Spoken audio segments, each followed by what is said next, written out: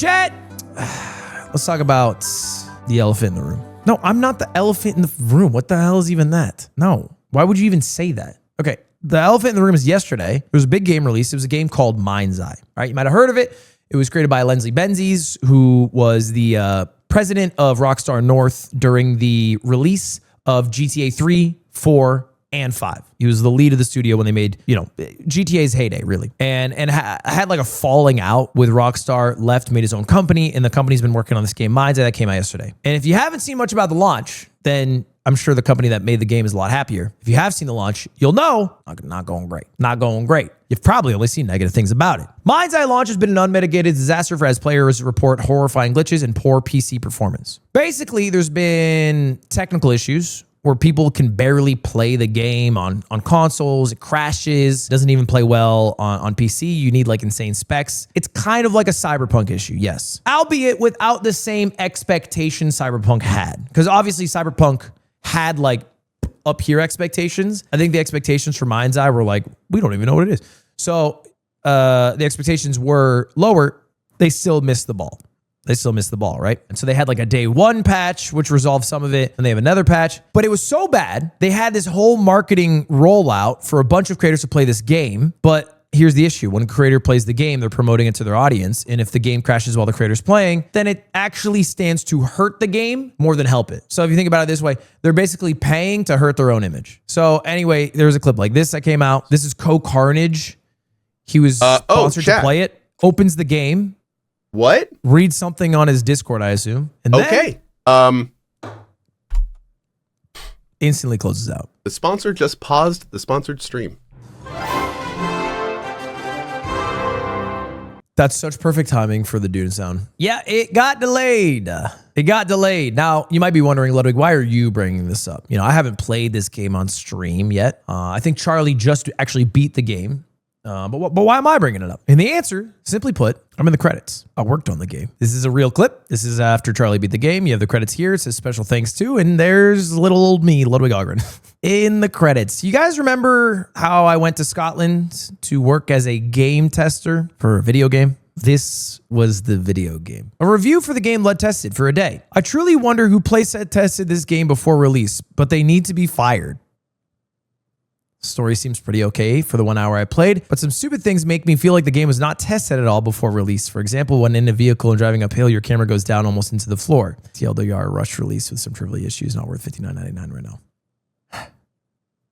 Now, I want to push back on a couple of things. One, I think the concerns that gamers have are valid. The game doesn't feel like it was ready to release. It needs like probably 3 patches that it's going to take a few weeks to put out to be in a playable state. It's currently not in a playable state, okay? What I want to push back on though, and I get the jokes at me and I don't mind them, is the stray at game testers. Because that's actually not their fault. I think I have learned after working as a game tester that this is a misconception that gamers have, and they jump to blame quality assurance for the problems that games have at launch, when quality assurance is almost always aware of the issues the gamers have had. And they've not only they're aware of it, they've put in tickets for these exact issues, but it was decided based off of budget from who knows, publisher, leads, or whoever, that it was not worth the additional time to resolve all these issues. And QA gets fucking shit on as if they're fucking too dumb and stupid to find out like simple issues here or there. But they do find them. They always find them. They say, hey, this is an issue of the game. But not every issue gets resolved. Just because they find it doesn't mean it's fixed. And I learned this firsthand. And in fact, that's the only comment on this post. I work as a game tester, not on this game,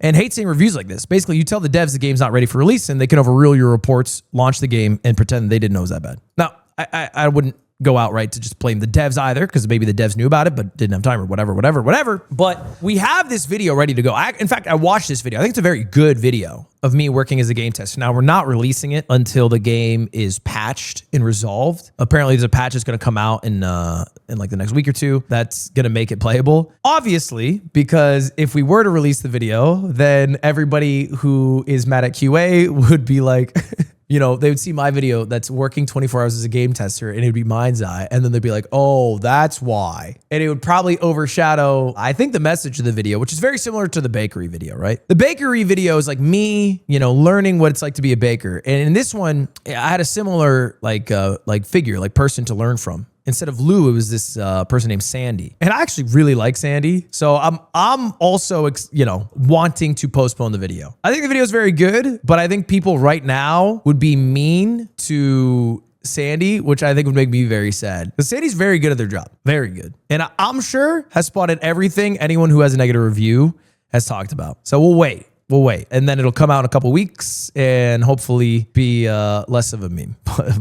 But I did work as a game tester on that game. And I still think game testers need a little more respect, man. Why do they release games that aren't ready? Well, I think it's different now, right? I think the main answer is because you can. A lot of people are saying money, but I think the actual answer is because you can. You used to not be able to. Back in the day, you would have a game, you would test it, you would finalize it, and then what would happen? You'd make a hard copy and it'd be on shelves everywhere. If there was a game-breaking bug, there'd be a game-breaking bug for everyone, and there was no way for them to update it. And a lot of old speedrunning games are completely broken because of this. Now, it varies. You know, sometimes the bugs are actually kind of like fun and novel. Like in Mario, they didn't figure out that they had no limit on how fast you can go backwards. They didn't know that exists. They didn't know about this bug, so they left it in the game. But like the truly game breaking or unplayable bugs would have to be resolved, because otherwise, what do? Pull all the games, offer a refund to everyone who bought one, re-release? Like, it's too difficult.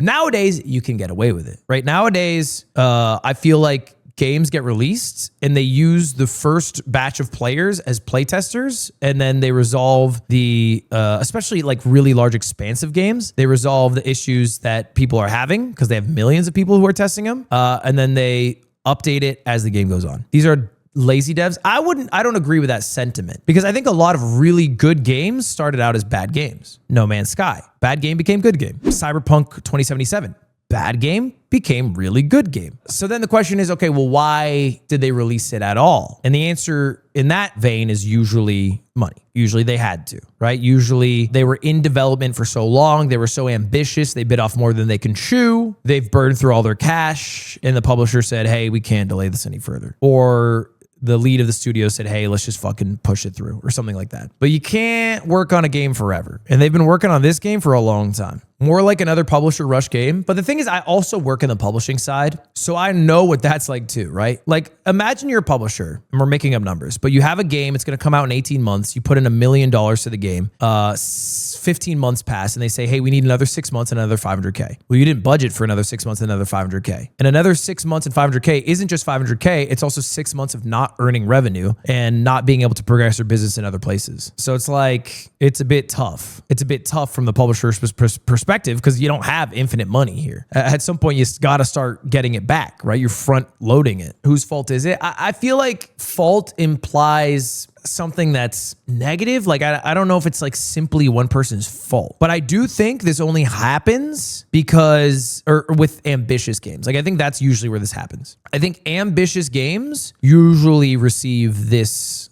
sort of stigma. This doesn't really happen with, smaller indie games, but like games that are biting off more than they can chew, that's where this happens. So it's maybe the problem is an ambition. You think about the ambition of a Cyberpunk or a MindsEye or a No Man's Sky, like, it's crazy. Do you think GTA 6 will release in an unfinished state? No, because I don't think they have the wiggle room to do that. I think the expectations are so high for GTA 6 that if it releases anything short of ready to go, it's so bad for them. So, and to be fair, they also have an infinite money printer in GTA 5 Online that they have the leeway to not release it. They can just delay it, but they might piecemeal it, right? It might come out with just single player and then multiplayer will be released later on or something.